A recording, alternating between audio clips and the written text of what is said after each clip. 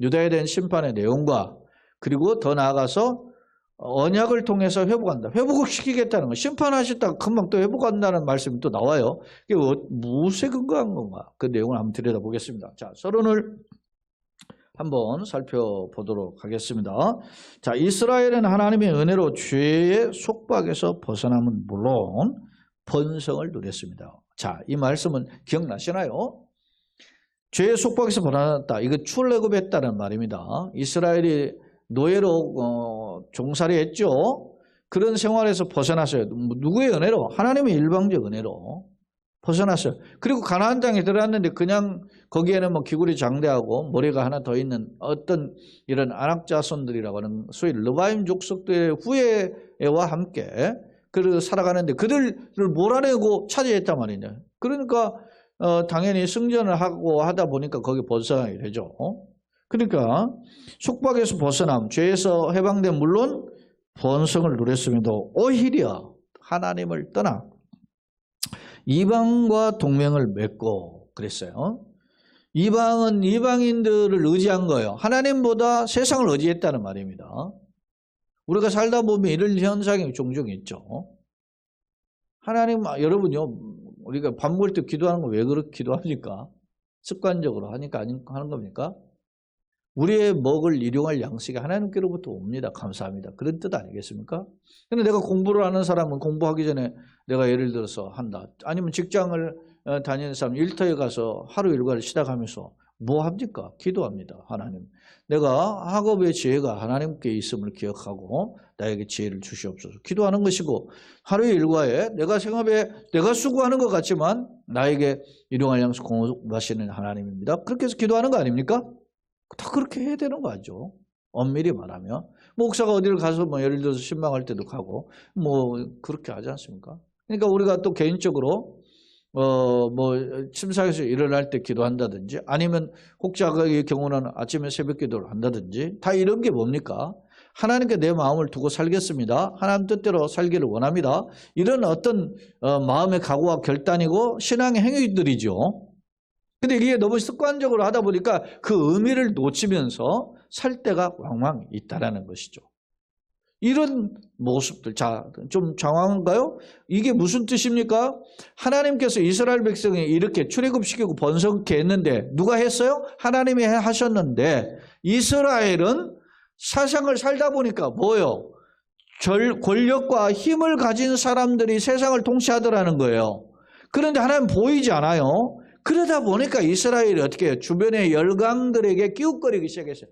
북쪽으로는 아수를 비롯해서 바벨론, 남쪽으로는 애굽을 끼웃거리는 게 된 겁니다. 왜냐?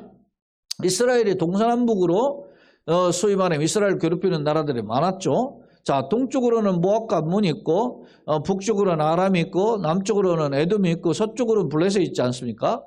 이렇게 시달리고 하니까 더 큰 나라가 동맹을 맺는 것이죠. 우리의 경우도 마찬가지 아니겠습니까? 이걸 우리의 현실로 적용해 봅시다. 우리가 같은 형제 국가지만 남북한이 대치하고 있을 때 이러다 보니까 불안하죠.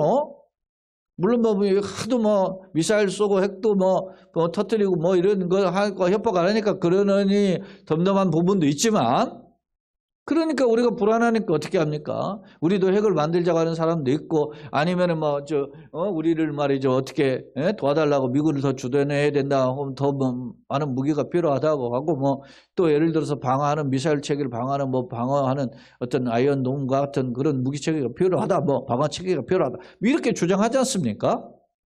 또 이번에는 또 그 우크라이나 전쟁이 일어나서 그렇게 해보니까 아무리 미국이 도와줄 때 하지만 결국은 우리가 지키지 않으면 안 된다는 것을 나름 깨닫게 되잖아요. 물론 그 우크라이나의 사례 미국의 경우는 우크라이나 경우와 한국의 경우는 다르다 뭐 이렇게 이야기하지만 뭐가 다른지는 모르는 거거든요. 자, 이런 상황이니까 누군가 힘을 가지고 있는 사람, 뭔가 잘 나가는 사람, 이런 사람에게 이 사람이 귀를 기울이거나 기웃거리는 것이 그렇게 잘못된 것처럼 보이지 않잖아요. 상식적으로. 그런데 하나님 오늘 보세요. 이걸 지금 우리 이야기로 했지만 그 당시로 가봅시다. 이스라엘로. 근데 하나님께서는 이스라엘 백성들에게 이런 풍요와 축복 해방시키고 가나안에 정복하고 이런 걸 다 하나님이 주셨는데 누구에게 끼웃거린다는 거 지금? 열방에 끼웃거린다는 거죠. 사실은 이스라엘 백성들이 열방에 대하여서는 이스라엘 외의 사람들은 뭐로 불렀습니까? 개, 돼지. 그랬단 말입니다. 그런데 그들에게 끼웃거립니다. 그리고 끼웃거리다 보니까 어떻게 합니까? 심히 센 사람들에게, 센 나라들이 전쟁에 나가면 제일 먼저 자기네 신상을 가지고 나갑니다. 그러니까 저 나라의 신이 센가 보다 하고 수입을 하기 시작하는 겁니다. 가나안 땅에 살다 보니 가나안 땅의 바알신, 그 다음에 뭡니까? 풍요의 다산의 신 아스라롯, 이런 걸 섬기게 될 뿐만 아니라, 예를 들어서 모압의 신 그모스라든지, 이런 블레셋의 신 다곤이라든지, 이런 것들을 하나씩 하게 되는 겁니다. 여러분, 누가 무슨 말을 한다고 보면은, 그런 일이, 우리 어렸을 때도 그렇게 이야기를 합니다. 어떤 분이 말이지, 옛날 책들에 보면 나오잖아요. 윈전이 이런 책을 보면,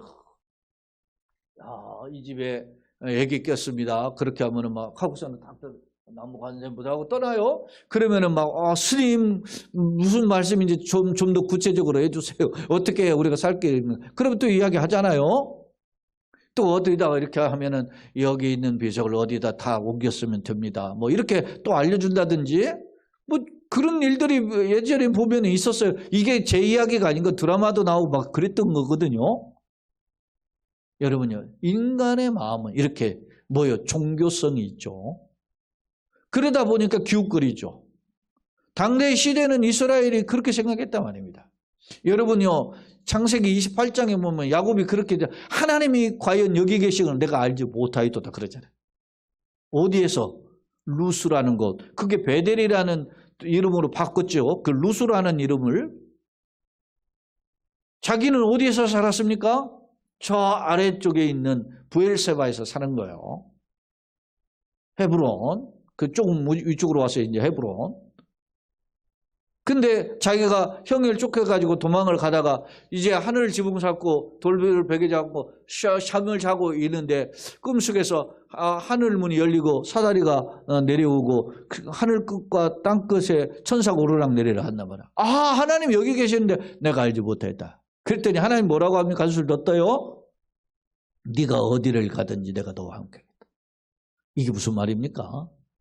야곱은 자기가 동네 자라면서 생각해보면 들어온 풍월이 뭐예요? 신은 그 지역에만 존재하는 신으로 생각한 거예요. 네? 우리도 전통적으로 옛날에 보면은 소위 자연숭배라든지, 소위 레츄럴리즘이라든지, 아니면 토템 신학이라든지, 이런 것들을 정령숭배하는 거라든지, 애니미즘, 이런 걸 보면 뭡니까? 어떤 물건에, 어떤 사물에, 아니면 어떤 큰 동물이라든지, 이런 것에 신이 있다고 생각하잖아요. 그러다 보니까 그 어떤 사물이나 지역이나 이런 것에 국한했단 말이에요. 근데 자기 아브라함의 하나님, 이삭의 하나님, 야곱에 이어질 때 자기들이 여호와 하나님을 믿었지만은 그 하나님이 이 동네만 있는 것으로 야곱이 생각했다는. 그때 야곱이 도망을 갈 때 나이가 몇 살입니까? 70세가 넘었단 말입니다. 내가 알지 못했다는 거죠. 야, 놀라운 거 아닙니까? 근데 하나님 한술 더 떠서 네가 어디를 가든지 너와 함께하고 네가 어디를 가든지 너를 형통케 하겠다 그러잖아요. 그러니까 그때 그 하나님 앞에 내 신지식이 깨어버린 거죠, 야곱이. 그리고 여기 그 루스라는 베델이라는 곳을 벗어나서 저 북녘으로 해서 가서 지금의 시리아의 영토까지 올라갔지 않습니까? 가서 거기서 야곱이 어떻게 삽니까? 항상 하나님만 생각하는 거죠. 외삼촌과의 계약을 10번이나 속임을 당했는데도 낙심하지 않고 어떻게 합니까?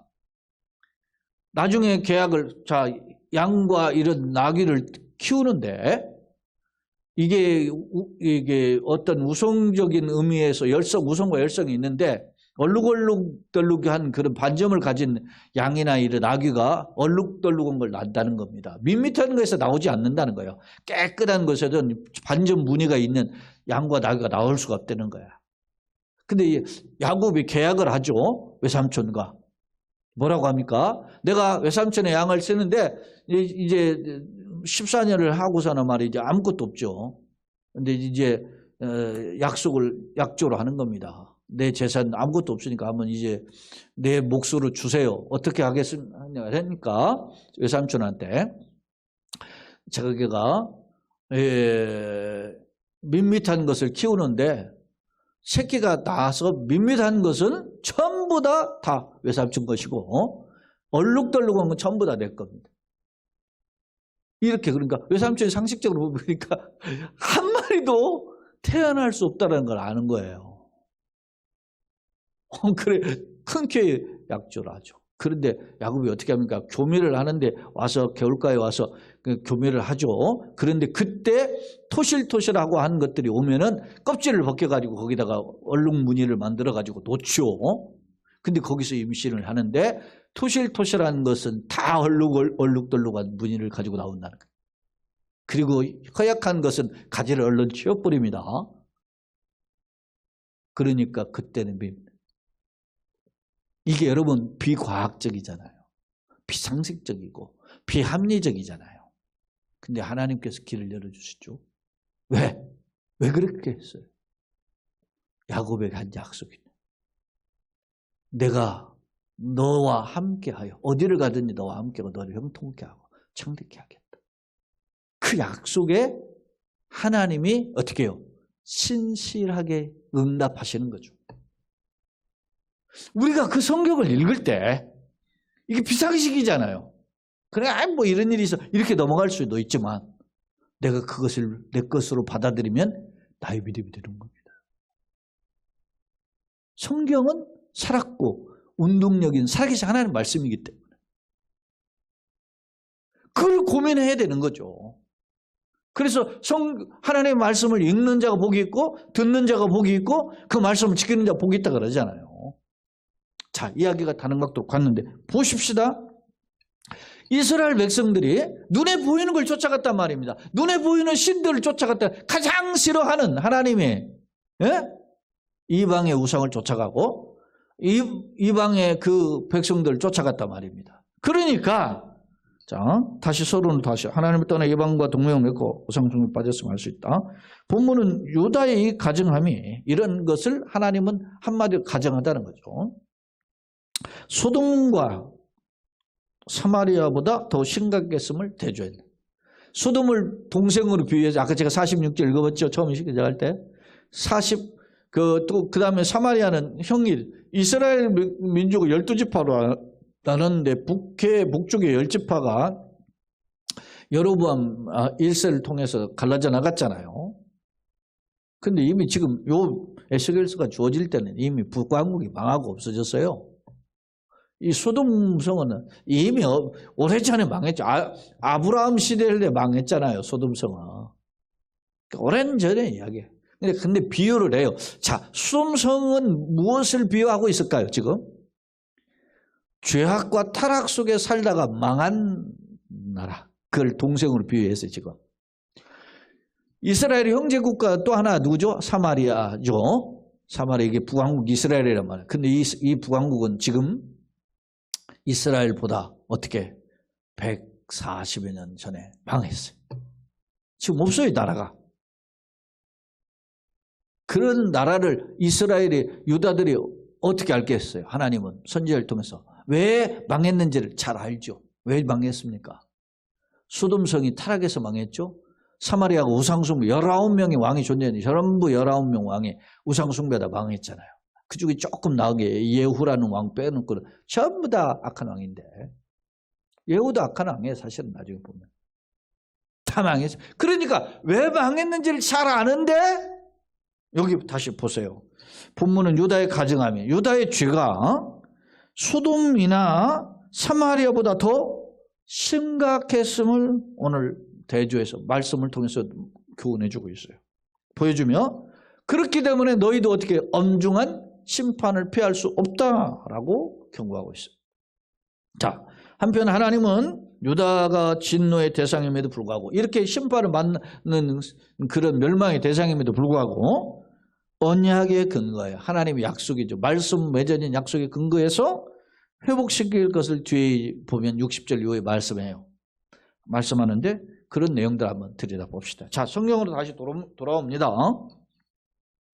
자, 앞서 46절 제가 있죠. 네 형은 그 딸들과 거주하는 사마리아 사람이고 네 아우는 그 딸들과 함께 내 오른쪽 거주하는 소돔이다. 이렇게 이야기했어요. 그러니까 이게 하나의 비유죠.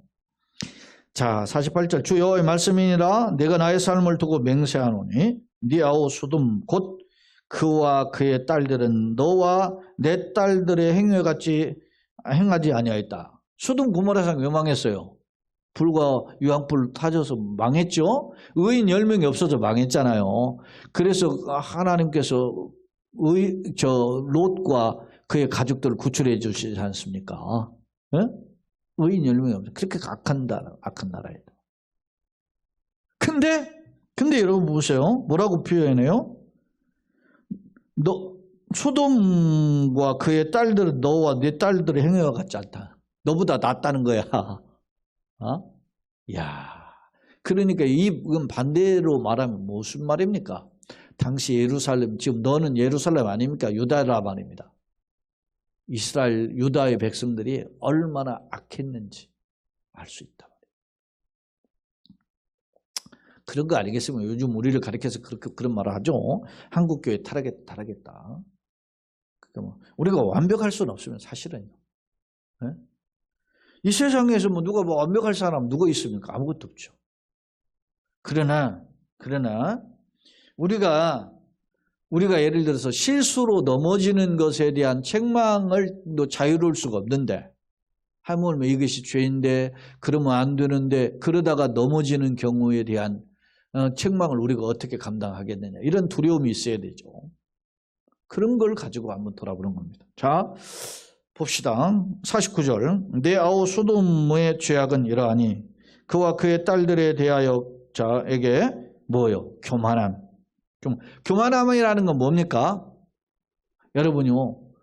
돈이 없는데 교만했다. 그런 말 들어봤어요? 공부를 못하는데 교만해졌다. 그런 말 들어봤어요? 어린데 힘이 없는데 교만했다. 그런 말 들어봤어요? 세상에 유명해지지 않고 별 볼일 없는데 교만했다. 그런 말 들어봤냐? 다 잘 나갈 때, 다 똑똑해질 때, 다 유명해질 때, 또 힘이 있을 때, 돈이 많을 때 교만해진단 말이에요. 남보다. 으쓱 목에 힘이 준다는, 우리 말하는 목에 힘이 들어간단 말이죠. 교만함과 음식물의 풍족함, 돈이 많아진 거죠. 음식물이 배부른 거죠. 여러분 우리가 말이죠. 가난하게 살 때 먹을 거 가지고 그렇게 하는 거하고 여러분 음식물 풍부하면 그냥 그렇게 해서 그냥 버리는 경우도 왕왕 있죠. 그러니까 뭐 그런 말 있잖아요. 불교계에서 음식물 버리면은 뭐요 식음장중에 이렇게 하는 뭐 거기 귀신이 목이 뭐 막힌다고 그걸 한다고 다 그런 밥그릇에다가 뭡니까 물 부어가지고 서로 해가지고 후루룩 해서 다 마시잖아요. 그게 나쁘게 생각할 마음은 아니라고 봐요. 뭐 우리 뭐 쌀 한 톨이 나오기까지는 108번임과 뭐에 대한 뭐 농부의 땀 수고가 손길이 같다 하잖아요. 우리 어렸을 때도 그런 말을 배우고 자랐어요. 그러니까 어떤 면에서 보면은 어떤 내가 음식물을 가지고 좀 이렇게 좀 소중히 여기는 그런 마인드가 필요한 거죠. 아무리 풍요해도. 그래서 우리 뭐 지금 젊은 사람들도 마찬가지겠지만은 음식물 갖고 장난하지 못하겠단 말입니다. 그런 자세가 필요해요. 음식물은 단순히 음식물을 비유했는데 요즘은 제가 안타까운 건 뭐냐면은 먹방하는 뭐 유튜버들 돈 벌기 위해서 하는 거지만 그러니까 한편으로는 이해가 되면서도 좀 지나치다 하는 생각이 들 때가 많아요. 100그릇씩 막 수십 그릇씩 먹으면서 막 그렇게 또 그렇게 찍어야 막 사람들이 보니까 막 돈이 수입이 든다. 뭐 어떤 유튜버는 뭐 한 달에 뭐 그 뭐 밥값으로 뭐 몇백만 원을 쓰는데 수입이 뭐 1,000만 원 이상 2,000만 원 늘어가고 하니까 뭐 그렇게 쓸만하다 또 이렇게 이야기하니까. 근데 제가 지난 월요일에도 우리 선배 목사님 뭡니까 둘째 막내 이제 결혼해서 감사하다고 식사 이렇게 하라고 노예 어른들 모셔놓고 이제 대접을 하더라고요. 근데 제가 안 가는데 막 귀엽고 뭐 여러 사람이 전화해서 그냥 어쩔 수 없이 이제 갔어요. 갔는데 그 강남에 이제 그 올림픽공원 그 앞에 있는 그 음식점인데 그거 가서 파킹을 하려고 하니까 저기 여기 왔다고 그러니까 만차라고 못 들어가게 하면서 쪽지 하나 주더라고요. 그렇게 하면서 이곳에 가서 파킹을 하고 오시면 됩니다. 그렇게 해서 또 어딘지 찾기가 힘드니까 그냥 주소를 입력하고 가시는 게 더 빠르다 그래요. 그래서 주소를 입력했더니 2.3km가 나오는 거예요. 아니 내가 밥 한 끼 먹겠다고 사람 파킹하고 2.3km나 또 걸어온다니까 뭐 굉장히 멀잖아요. 그랬더니 이제 길이 복잡하니까 유턴 시켜가지고 뺑해서 건너편에 했는데 그래도 한 400m 정도는 걸었던 것 같아요. 파킹하고 올림픽 이제 그 뭡니까 파킹장하고 그렇게 가져와서 그 쪽지를 가지고 이제 식당에다가 댔더니 현금 3,000원을 줘요. 근데 지금 주차비가 나온 거 보니까 3,600원 나왔더라고. 그래서 현금 3,000원. 그러니까 밥값이 그게 다 포함되어 있는 거죠. 자, 그 무슨 말이냐. 그런데 사람들이 30분, 40분씩 대기하고 서 있는 거예요. 그 길을 아는 목사님들은 그 동네에 이제 잠실에 사시는 분들, 목사님들 새벽 가정은 어떻게 왔냐면 다 지하철 타고 왔더라고. 바글바글해. 근데 제가 그 이야기 하려고 하는 게 아니고 거기 이제 테이블 위에다가 식탁을 탁 차려가지고 그 테이블에 맞춰가지고 쭉 밀으면 식탁이 쭉 오는데 한정식이에요. 왔는데 내가 밥 먹으면서 그런 이야기 했어요. 다 음식을 다 못 먹는 거예요. 반찬이. 이거 다 버릴 거 아니냐. 어? 아마 3분의 1은 버리는 것 같아. 3분의 1. 야, 너무 아까운 거야. 그렇다고 내가 막 그걸 다 주워 먹을 수는 없잖아요. 이게 뭐 지나친 생각입니까? 뭐 우리가 흔히 애완견이라든 애완 뭐 이렇게 그걸 하는 그 조금 뭐 그 나쁘게 생각 안 해요. 그냥 지나치는 게 문제란 말이죠. 네? 내가 거기에 사랑을 주고 빼앗기는 그 정성의 일부분 예를 들어서 내 부모나 할머니 할아버지라든지 아니면은 말이지 아니면 뭐 정말 모르는 사람이지만은 소외된 그룹을 위해서 내가 조금 사랑을 나눌 수 있었다면 어떻게 되냐. 한 번쯤 돌아오지 않겠습니까? 하나님이 나에게 그런 책망을 안 줍니까?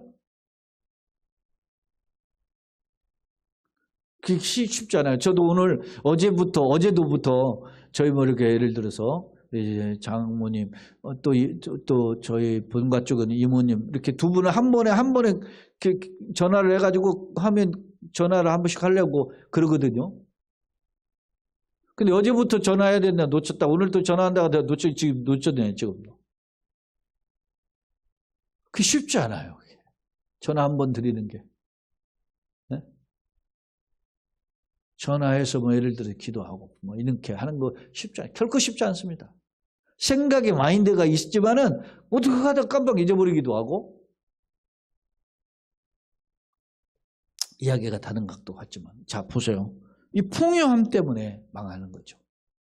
소돔이 왜 망했어요? 교만함 때문에 망했죠. 음식물이 풍족함 때문에 망했어요. 태평함 때문에 망한 거예요. 왜? 긴장하고 살았으면 이렇게 됐겠습니까? 너무 좋으니까 풍족하니까 캐싸라 하다가 망한 거 아닙니까? 여러분 잘 알지만은 노세 가정에 천사가 오잖아요. 셋이 오는데 어떻게 해요? 동네 사람들이 노세 집에 누군가 찾아왔다는 거 핸섬보이가 그 사람들 내놔라. 천사가 왔는데. 그러니까 소위 말하면 그 남자들 내놓으라는 말은 무슨 말입니까? 요즘 말하면 동성애 그거 하는 거죠. 성적 타락한 거. 그러니까 그러지 말아라. 이렇게 롯이 만류하니까 막 네가 어디서 굴러먹던 놈들이 우리를 가르치려고 하냐고 난리나 하잖아요.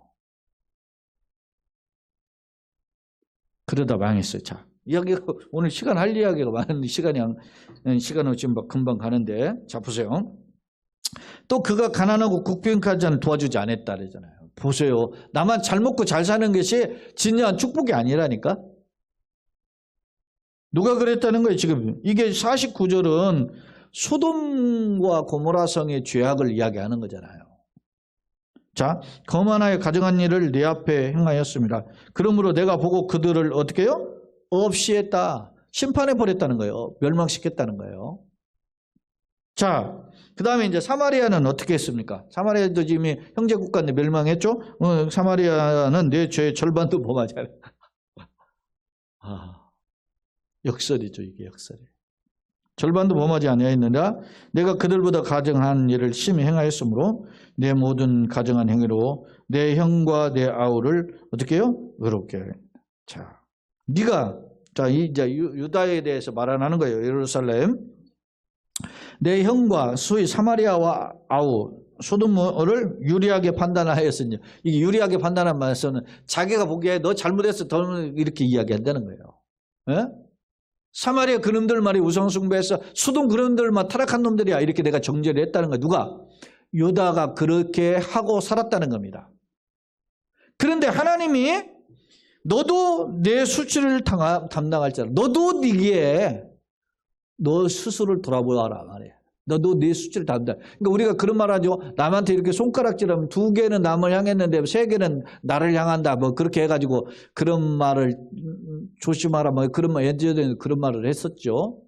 근데 하나님이 경고합니다. 네가 소돔 고모라성을 지적했지. 네가 그리고 사마리아의 죄악을 지적했지. 그런데 너 수치를 되돌아봐라. 왜? 하나님 너를 심판하겠다. 앞서 이야기한 사마리아 죄는 너의 절반도 안 된다. 자, 네가 그들보다 더욱 뭐 했어요? 52절 가증한 죄를 범함으로 그들이 너보다 어떻게 해요? 의롭게, 상대적인 거죠. 이게 너보다 의롭다라는 말은 상대적으로 너보다 덜 죄를 졌다 그런 말이죠. 의롭게 되었나니 네가 네 형과 사마리아죠, 아우 소돔이죠를 의롭게 하였으니 너는 놀라며 내 수치를 더. 이건 역설입니다. 하나님. 응? 예수님 말씀하셨잖아요. 많이 맡겨준 자 많이 찾겠다. 응? 그러니까 야고보 장로도 우리 야고보서에서 보면 많이 선생되지 말라 그랬죠. 왜? 왜 선생이 되는 것이 축복인데 왜 선생되지 말라 하죠? 많이 맡겨준 자 많이 찾는 거죠. 그래서 지도자가 두려운 길이죠. 사실은 어려운 길이고. 자, 이제 다시 이제 53절로 좀 속도를 내봅니다. 내가 그들의 사로잡힘 곧 소돔과 그의 딸들의 사로잡힘과 사마리아와 그의 딸들의 사로잡힘과 그들 중에 너의 사로잡힘의 사로잡힘을 풀어주며 내가 네 수욕을 담당하고 네가 행한 모든 일로 말미암아 부끄럽게 하리니 이는 네가 그들로에게 위로가 됨이라. 이 무슨 말이냐면 너의 고난당함이, 너의 치욕스러운 심판당함이 소돔이나 사마리아 사람들에게 위로가 된다는 거예요. 역설이죠. 꼴 좋다, 쌤통이다 뭐 이런 식으로 비아냥거리게 된다는 거죠. 우리 자기를 향해서 왜 소돔이나 사마리아 사람들은 자기를 향해서 누가? 예루살렘 사람들이 비아냥거렸거든. 그랬는데 당하는 꼴을 보니까 오히려 정반대다 말이죠.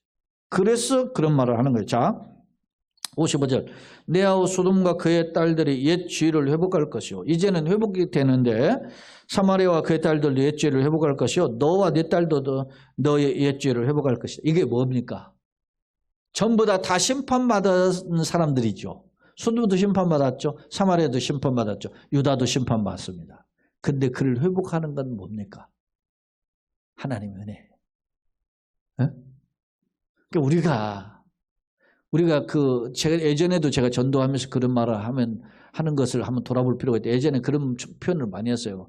예수 믿으세요. 예수 안 믿지 않으면 불신은 지옥갑이다. 그렇게 하다가 보면은 막 떠나지 않습니다. 막 그렇게 내 주먹을 믿어라 막 하면서 막 사람 약 올리고 막 그런단 말이에요. 그러면 우리가 화가 나가지고 불신 지옥 막 이렇게 해서 하는 경우가 있단 말입니다. 그러다 지옥 간다. 지옥이나 가버려. 막 이렇게. 선언하는데 예전에 그런 목사님도 있었고 사실 그랬어요. 그런 전도법을 썼어요. 근데 이렇게 우리가 돌아보니까 한국 교회가 이 세상 사람들한테 어떤 비판받는 것을 이렇게 돌아보니까 뭐가 있습니까? 뭐가 있어요? 자기만 잘난 체 했다라는 것이 드러난다는 거죠. 그래서 기독교는 독선주의다, 잘난 체를 너무 한다, 이런 것 때문에 한국 교회가 많이 세상으로부터 비난을 받았어요. 우리 전도법이 좀 잘못돼.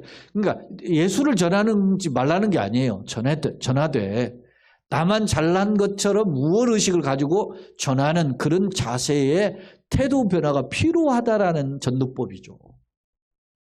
그걸 우리가 깨닫게 했단 말입니다. 세상 사람들의 반응을 통해서.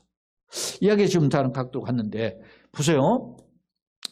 유다가 예루살렘이 사마리아나 소돔을 가리켜서 너희들 말이지 그렇게 뭐 게대지만 또 보다 소돔한테는 그랬겠죠. 사마리아는 말이 너가 말이지 하나님을 섬긴다고 금송아지나 섬기고 막 그따위지라 막 이렇게 비아냥거려 가지고 너는 사마리아 같은 경우는 어떻게 해요? 같은 이스라엘의 영토 안에 있었지만은 이방 사람들과 짝짝꿍 내 가지고 혼혈아가 나오니까 어떻게 해요? 정죄했잖아요.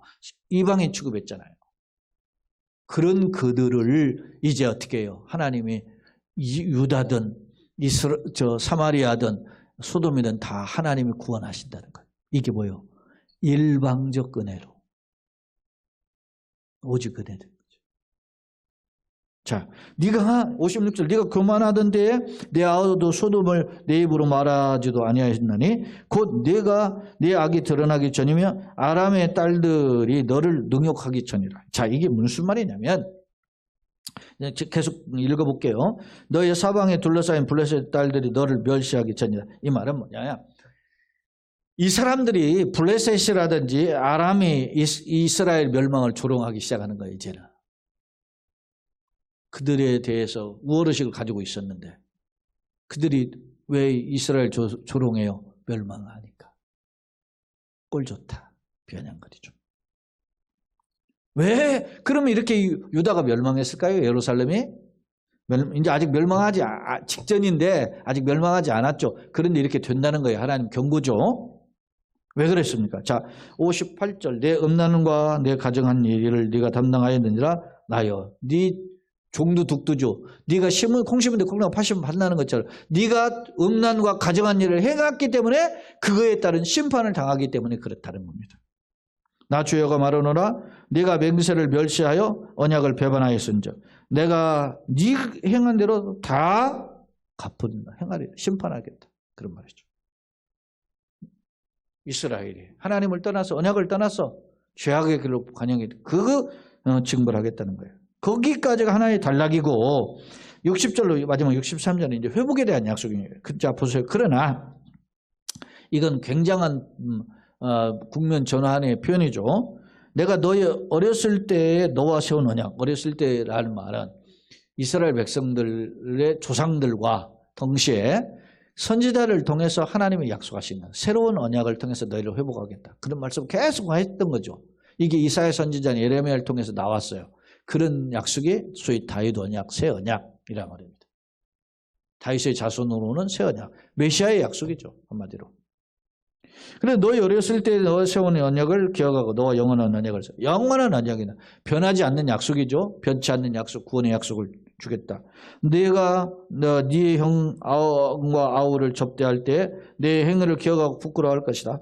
내가 그들을 네 딸로 주려니와 네 언약으로 말미암음이 아니니라. 이 말은 무슨 말이야? 네가 잘나가지고 이제 너희 그 사람 모두 다 회복시키는 게 아니라는 겁니다. 하나님 일방적 은혜로 새로운 언약으로 영원한 언약으로 하나님께서 약속했던 그 언약으로 그러니까 회복된다는 거죠.